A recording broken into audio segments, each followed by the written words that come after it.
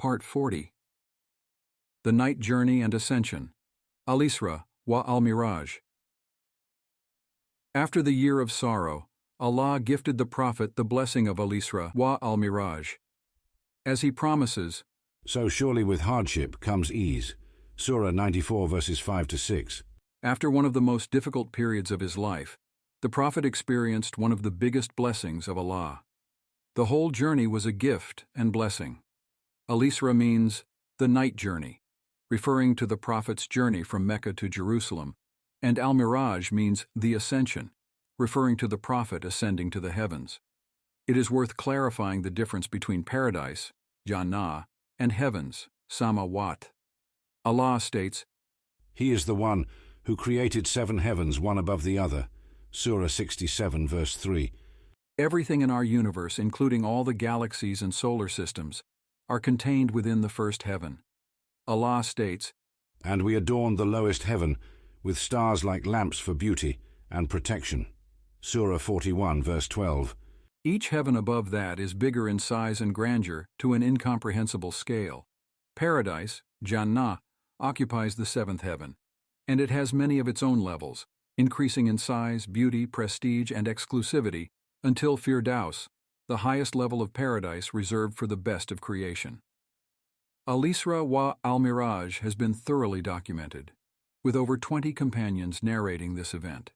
The reports of Al-Isra wa al-Miraj alone outweigh the reports of the rest of the Meccan era combined. However, the researcher is tasked with differentiating fact from fiction, as grandiose stories attract storytellers, and Al-Isra wa al-Miraj is the most magnificent story of all. As with any event, reports on the topic are assessed to distinguish the most authentic narrations. The researcher must also compare interpretations. Some believe that Al-Isra wa al-Miraj was a dream, or that the Prophet traveled in spirit, but that is not the case. As a bona fide miracle from Allah, the Prophet physically journeyed, in a state of wakefulness, from Mecca to Jerusalem, and then to the heavens and back, within a single night. There is a difference of opinion as to when Al-Isra wa al-Miraj took place. However, there are some indications. Aisha narrated, Khadija died before the prayer became obligatory. This is definitive proof that Al-Isra wa al-Miraj took place within the last 18 months of the Meccan era, because the prayer was made obligatory in Al-Miraj. The day or even month of the event is unknown, and any specified date is not authentically narrated. It is yet another indication that the companions did not place great emphasis on the dates and anniversaries of major events. They focused on the substance of the events rather than commemorating its existence. The Night Journey, Al-Isra. Allah revealed an entire surah titled Surah Al-Isra, opening with the following verse, "Glory be to the one who took his slave by night from the sacred mosque to Al-Aqsa Mosque, whose surroundings we have blessed, so that we may show him some of our signs. Indeed, he alone is the all-hearing, all-seeing." Surah 17 verse 1. Allah praises the Prophet by referring to him as a slave. The Quran states, "I did not create jinn and humans, except to worship me." Surah 51 verse 56. The word abd means slave but also means worshipper, as it stems from the same root word as ibadah, worship. Allah is therefore praising the Prophet as the perfect worshipper and slave. Allah mentions the Prophet's name in the Quran 4 times, whereas he refers to him by his title, Abd, many times. The name Abdullah, slave of Allah, is a prestigious title and descriptor. The Prophet was sleeping at home when Jibreel arrived and took him to the Hatim. The Hatim is the semicircular area next to the Kaaba, denoting the size of the original Kaaba built by Ibrahim to pray 2 units, rak'at, of prayer.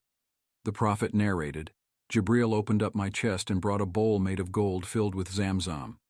Another narration states, filled with Iman. However, there is no contradiction, as Zamzam is holy water and thus a source of Iman. He took out my heart, washed it, and put it back. This is the second time that Jibreel washed the Prophet's heart. However, on this occasion he did not need to remove a black spot. Nevertheless, his heart needed to be washed with Zamzam to prepare it for the overwhelmingly awe-inspiring sights to come. As Allah stated, "He certainly saw some of his Lord's greatest signs." Surah 53 verse 18. It was through Allah's divine intervention and special facilitation that the Prophet was able to traverse into the heavens without being subjected to any of the physical laws of this world.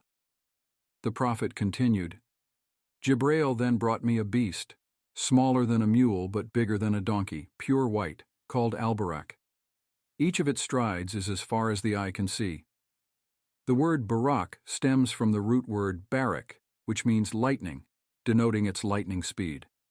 However, al-Barak is a physical animal, created of flesh and blood, not a spiritual creature. There are no authentically narrated reports about a winged horse. Al-Barak had a harness and saddle, and Jibril held the harness as the Prophet mounted. Al-Barak neighed, and Jibril tugged the harness, saying, Woe to you! Are you not shy? By Allah, no one has ridden you that is more blessed in the eyes of Allah than your current rider. The Prophet continued, I rode al-Barak and he took me to Al-Aqsa Mosque.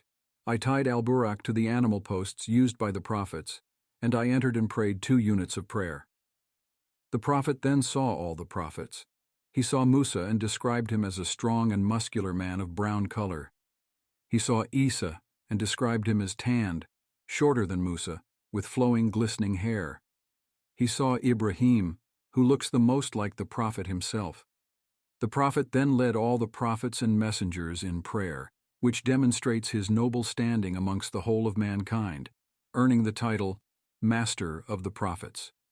Jibril then approached the Prophet with 2 utensils, one with wine and one with milk. Note that alcohol had not yet been prohibited in Islam. Jibril said, Choose, and choose for your ummah. The Prophet chose the milk, and Jibril replied, You have chosen the fitra, innate and pure disposition. The symbolism is clear. Milk is pure and unadulterated, whereas wine is fermented and corrupted from grapes.